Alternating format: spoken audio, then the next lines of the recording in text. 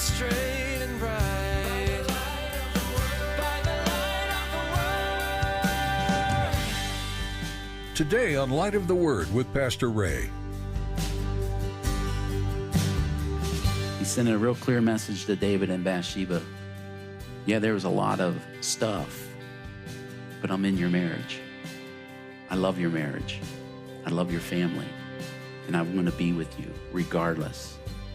God is this great and awesome restorer. The world could sit, and even Christians can say they didn't deserve to have any blessing, but God said, that's who I am. That's what I do.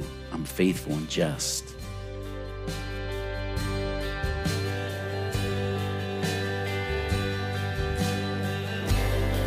Open your heart to us, Lord, so we can know your word. We come before you, Jesus.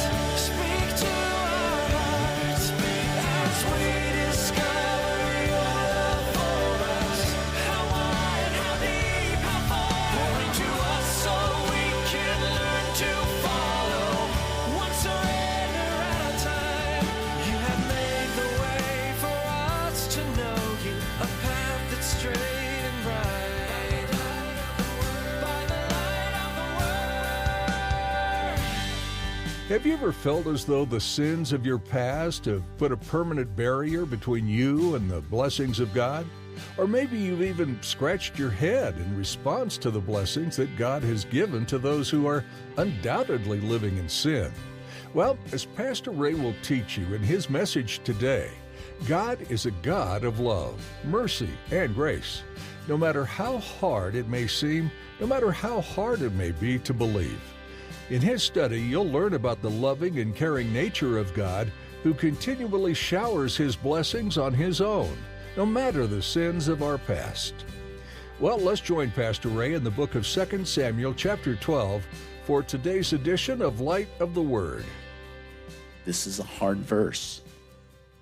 I have to accept it by faith that God knows what he's doing. But here's something that I don't understand either. And I've accepted it by faith, and I claim it by faith, and I live in the power of it. For God so loved the world that he gave his only begotten Son. I don't understand that. I don't understand how God could send his Son for Ray Bolus. I can't understand that. But I accept it by faith that he is who he says that he is. And 1 John 4:8, that he is a God of love. And talk is cheap, but God demonstrated his love for us that while we were still yet sinners, Christ died for us. Who can understand that? And so I can trust, God, you know what you're doing, because if you'd asked me before the foundations of the earth, I go, send your only begotten Son. This makes no sense. But now I say I don't understand it, but it does come to something that I fully receive and understand by faith. That's how much you love me. And I know that God loves this child, and this child that has died. And we'll talk more about that. Verse 16 and 17. David therefore pleaded with God for the child, and David fasted and went in and lay all night on the ground. So the elders of his house arose and went to him to raise him up from the ground, but he would not, nor did he eat food with him. This will go on for 7 days, and I just want you to see this. David loves this child. David loves this child. David knows the treasure of life. David knows Psalm 139, that God forms and fashions it's God who formed and fashioned this child. This child is not a mistake. And David loves this child. And David's going to plead for this child. And I just want to make a plead for anyone here today on the radio, podcasting. I plead with you on behalf of the living God. That child is not a mistake that's in your womb. Doesn't matter how this environment, what the environment was, that child is not a mistake. That child is a gift of God. And I plead with you, don't listen to the lies of the world. your bones will wax cold and you will find yourself drought inside if you listen and follow the way of the word. Bring this child.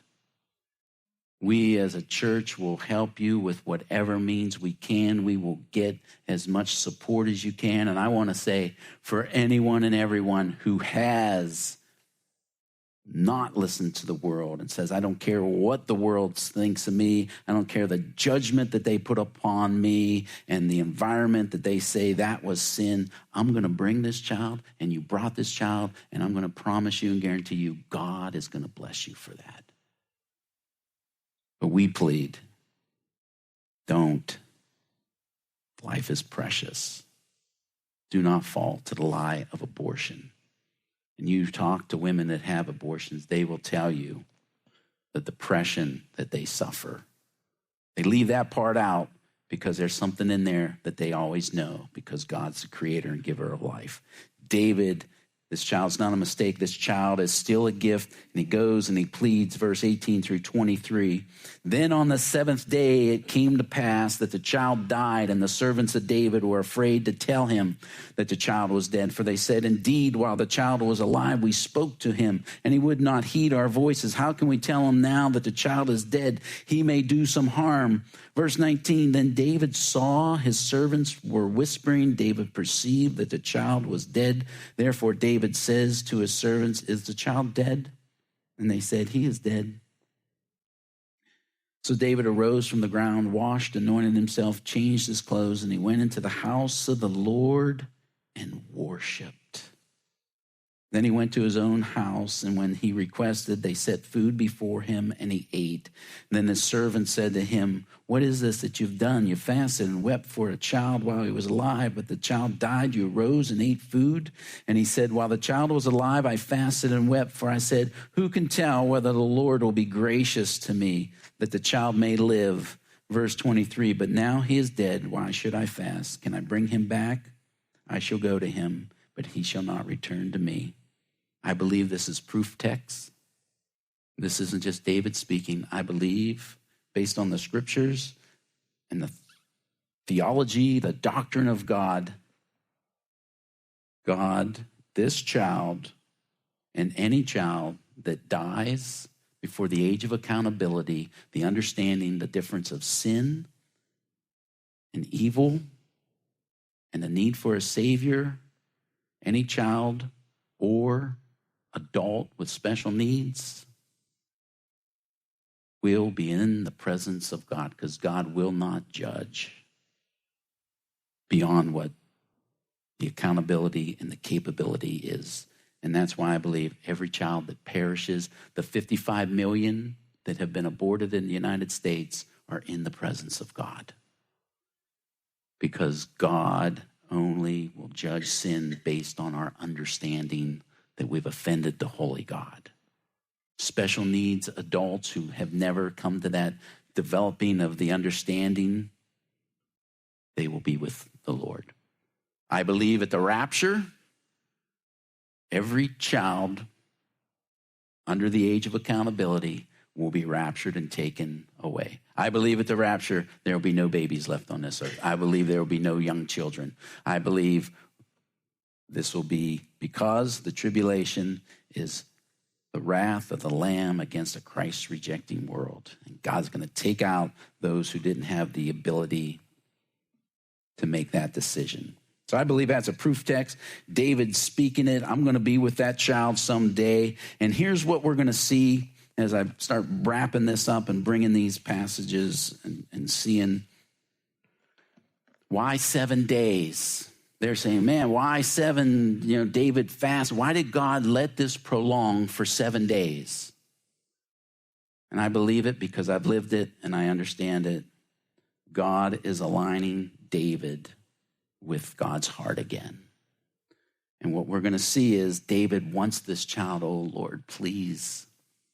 But God's doing what God's doing in God's sovereignty with David. But when this child dies, David's in perfect agreement with the Lord. He doesn't question the Lord. He actually stands and tells people what the Lord has done.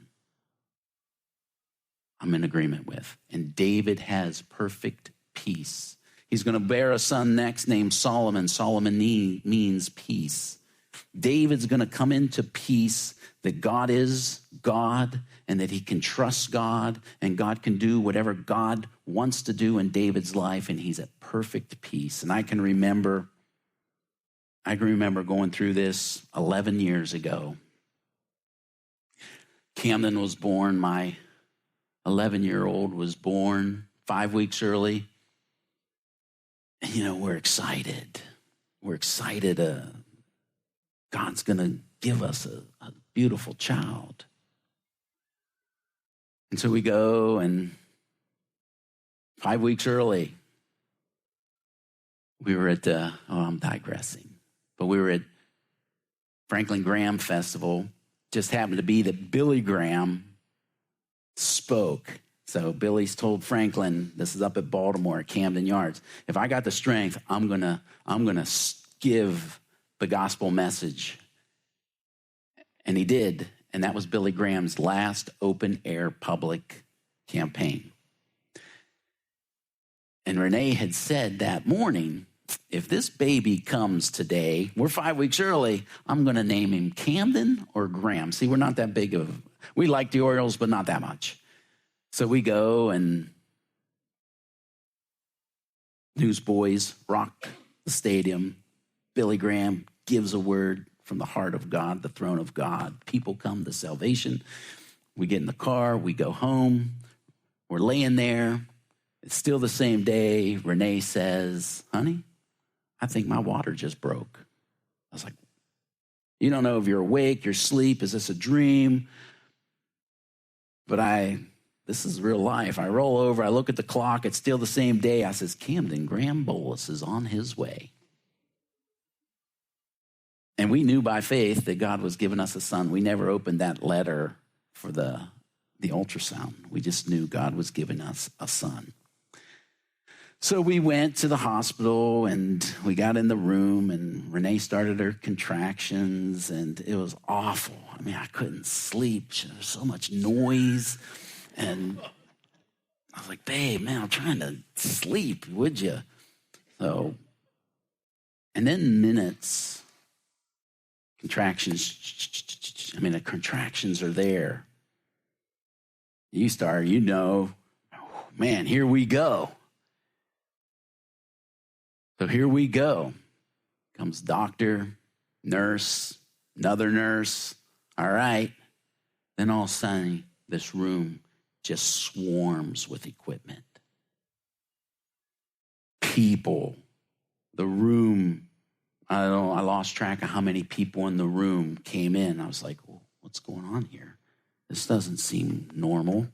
This doesn't seem typical. The room's buzzing, and I was like, something's not right here. Something's going on here. Camden's born. They take Camden, lay him on Renee's bosom. She gets to hold him maybe 13 seconds. They take him, scoop him back up, put him into this special incubator equipment, and the room just, whoosh, and it was just like that. Whoosh, the room's gone. Everybody just, whoosh, except one, the doctor. And Camden's gone. That's when I knew something's not right. 5 weeks early, his lungs aren't developed. Typical of young baby white males. And man, I remember 2 weeks in the NICU, natal intensive care unit. That's where he spent 2 weeks. Man, I remember they let Renee stay for 2-3 days. They sent me home like, hey, we ain't got no place for you. 8 a.m. I could come in, 8 p.m. I had to leave. And I would come in and I would see him in that incubator. I couldn't touch him, hold him, and his chest is heaving up and heaving down. It's like you can see him struggling for air. You can't put a mask on a baby, so he's in this incubator and they're putting the force air, heaving up and heaving down. And I know this is serious. 2-3 days, it was definitely touch and go. And I would go home by myself, and I would sit by myself, all alone. Renee's still at the hospital. Camden's in the NICU. But I remember about day 2, sitting with the Lord. Lord, I want this boy. I love him already, and I haven't even got to hold him. I want a life with this child. But as Job said, the Lord giveth, and the Lord taketh away. Blessed be the name of the Lord. And I remember sitting there, exact place in my office downstairs in the basement at our townhouse, Seneca Terrace in Pasadena, Maryland, saying, Father, the Lord giveth, the Lord taketh away.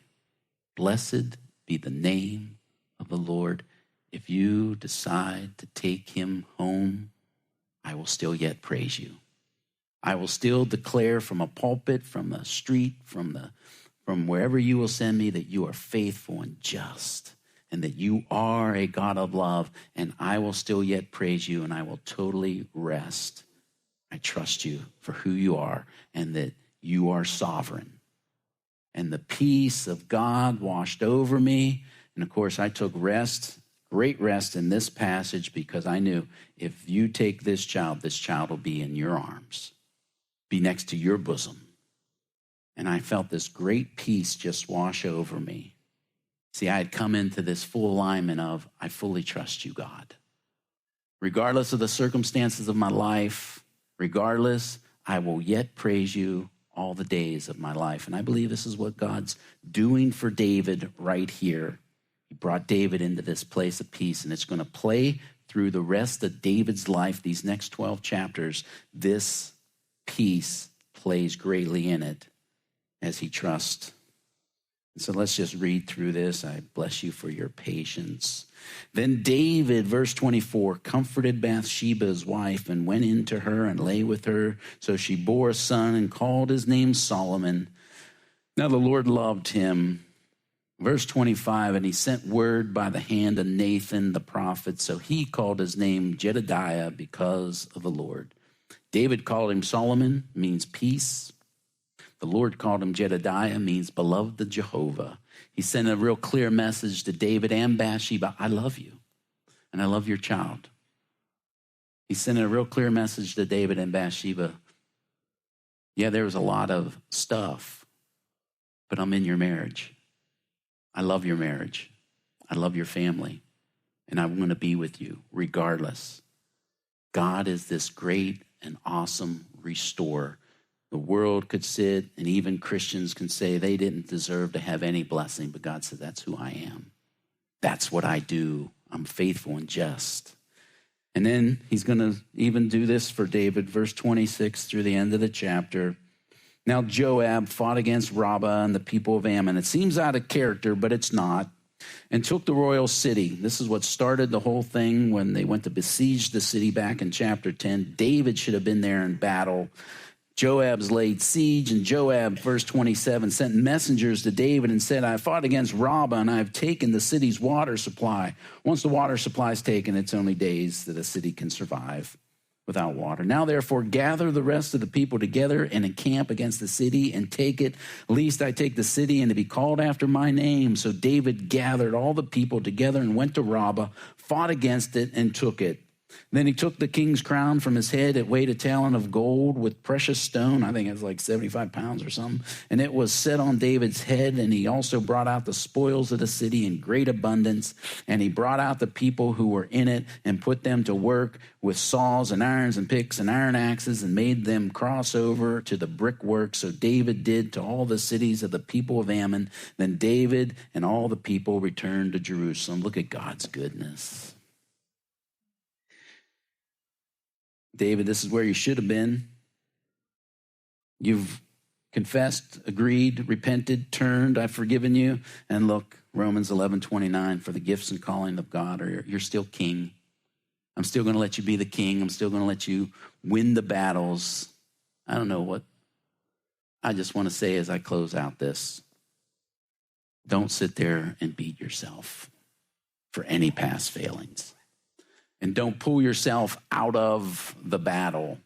And don't listen to the lies of the devil of you just need to be quiet the rest of your life. You've disqualified yourself. No one is disqualified. Every one of us have a gift and a calling in Romans 11, and they are irrevocable. Regardless of our unfaithfulness or whatever it may be, God is faithful. God is faithful. He gives David a victory. Full circle. This is where you should have been. I'm going to let you get back to where you should have been and start marching from there. And I just want to close with this statement because this chapter, more than any chapter in all the Bible, chapter of grace. David is still, Hebrews 11, listed in the Hall of Faith.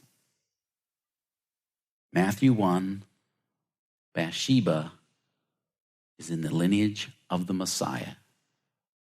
Through her son, Solomon, the Messiah will come.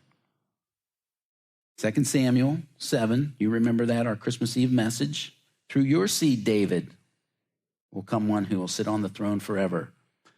Revelation 22, the end of the book, Jesus will say, I, Jesus, have sent my angel to testify to you these things in the churches. I am the root and the offspring of David, the bright and morning star.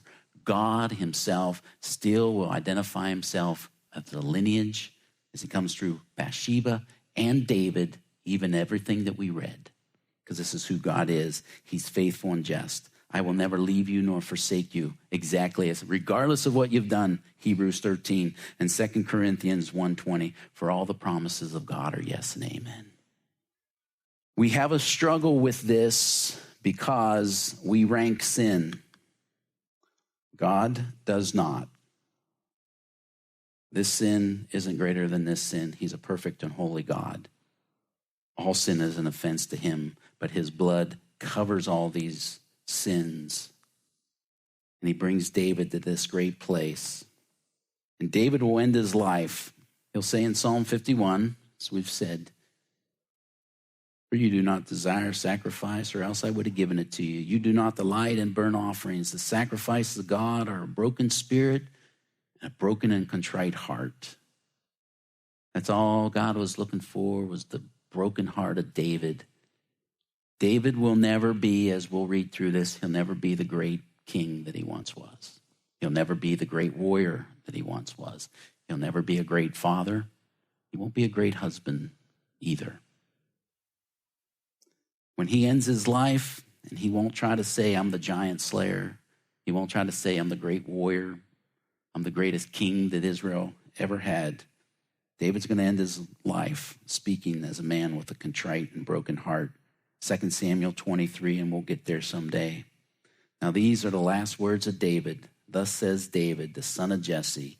Thus says the man raised up on high, the anointed of God of Jacob, and the sweet psalmist of Israel. His broken heart, his contrite heart, through God, being broken by God, he will come and identify himself. The greatest thing I am is the sweet psalmist. And he can write psalms of God's grace and God's love and God's forgiveness. You have made the way for us to know you, a path that's straight and bright.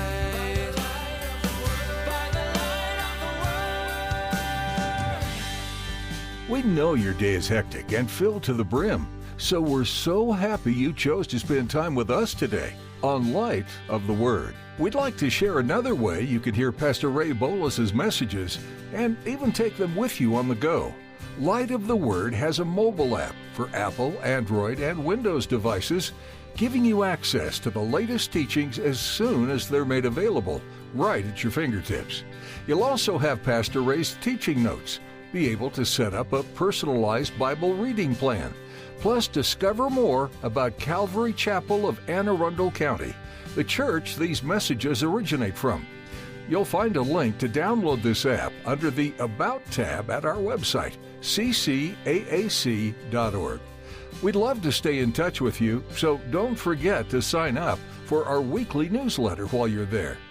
Do you have a prayer request you'd like to share with us, or do you have any questions? If so, please take a moment to email us at mail@ccaac.org. That email address again is mail@ccaac.org. We'll get back to you as soon as possible and do our best to answer your questions. We love that we can lift our listeners up to the Lord in prayer, and we'd like to ask you if you do the same for us. Thanks for praying, and thanks for listening today to Light of the Word, illuminating the heart of God.